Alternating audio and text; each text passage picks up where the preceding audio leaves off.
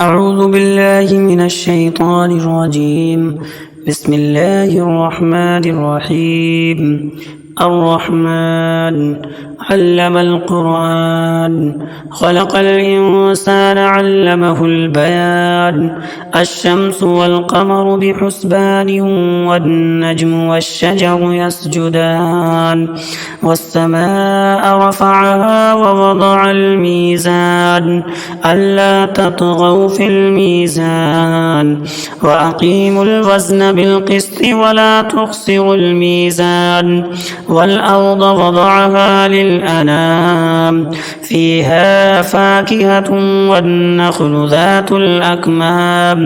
والحب ذو العصف والريحان فبأي آلاء ربكما تكذبان خلق الإنسان من صلصال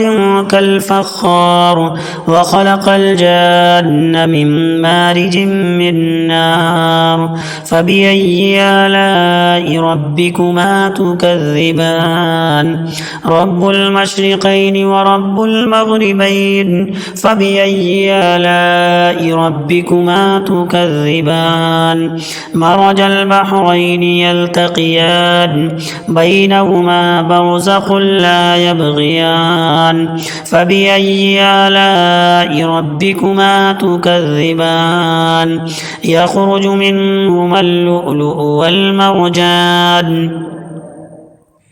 فبأي آلاء ربكما تكذبان وله الجوار المنشآت في البحر كالأعلام فبأي آلاء ربكما تكذبان كل من عليها فان ويبقى وجه ربك ذو الجلال والإكرام فبأي آلاء ربكما تكذبان يسأله من في السماوات والأرض كل يوم هو في شأن فبأي آلاء ربكما تكذبان سنفرغ لكم أيها الثقلان فبأي آلاء ربكما تكذبان يا معشر الجن والإنس إن استطعتم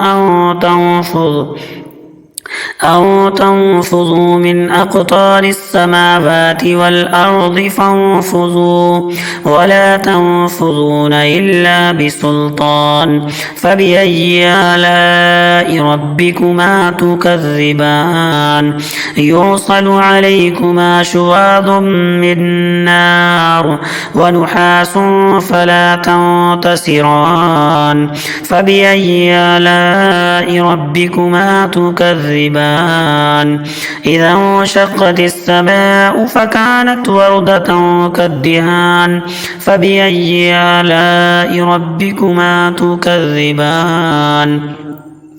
فيومئذ لا يسأل عن ذنبه إنس ولا جان فبأي آلاء ربكما تكذبان يعرف المجرمون بسيماهم فيؤخذ بالنواصي والأقدام فبأي آلاء ربكما تكذبان هذه جهنم التي يكذب بها المجرمون يطوفون بينها وبين حميم آن فبأي آلاء ربكما تكذبان ولمن خاف مقام ربه جنتان فبأي آلاء ربكما تكذبان ذواتا أفنان فبأي آلاء ربكما تكذبان